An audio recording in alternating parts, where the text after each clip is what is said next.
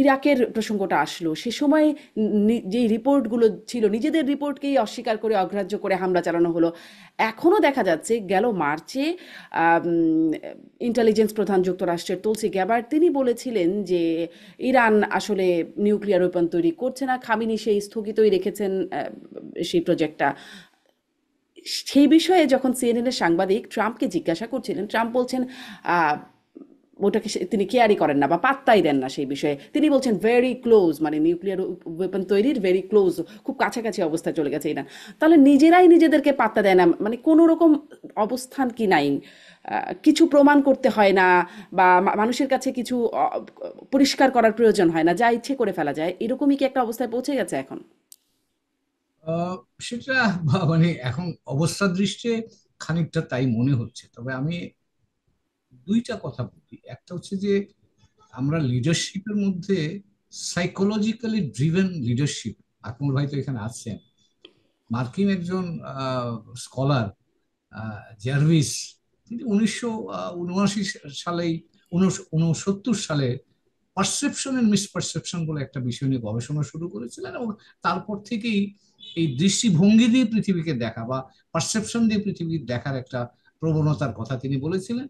আমার কাছে মনে হয় যে মার্কিন প্রশাসন এখন মোটামুটি ওই চোখে দেখা পৃথিবীর ভিত্তিতেই তারা সিদ্ধান্ত নিতে চেষ্টা করছে। আপনি যেমনটা বলছিলেন, তুলসী গাবার্ড তো গত মার্চ মাসে সরকারিভাবে মার্কিন সরকারের গোয়েন্দা দফতরের প্রধান হিসেবে তিনি বলেছিলেন যে আমরা এমন কোনো লক্ষণ দেখছি না যা হুম। ইরান তার এমন এমন কোনো কাজ করছে না যেটা অস্বাভাবিক মনে হচ্ছে। প্রেসিডেন্ট ট্রাম্প তারই ইন্টেলিজেন্স চিফকে, আপনি যে ঠিকই বলেছেন, তিনি ওনাকে অগ্রাহ্য করে বললেন যে আই ডোন্ট কেয়ার, আমার মনে হয় এটা খুব কাছাকাছি।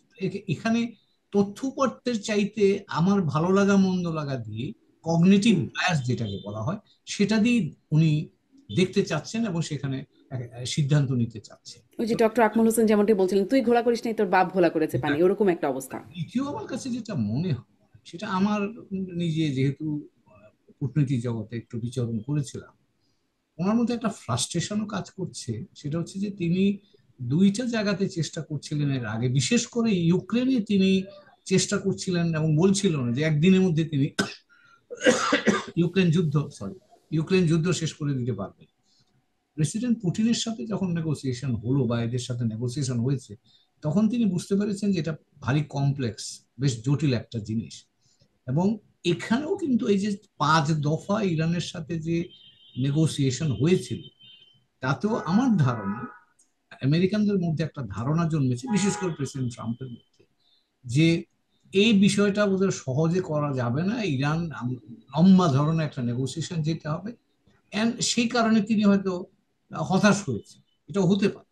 এবং সেই হতাশার মধ্যে আগুন ঢেলেছে বা তেল ঢেলেছে বলতে পারেন নেতানিয়াহু।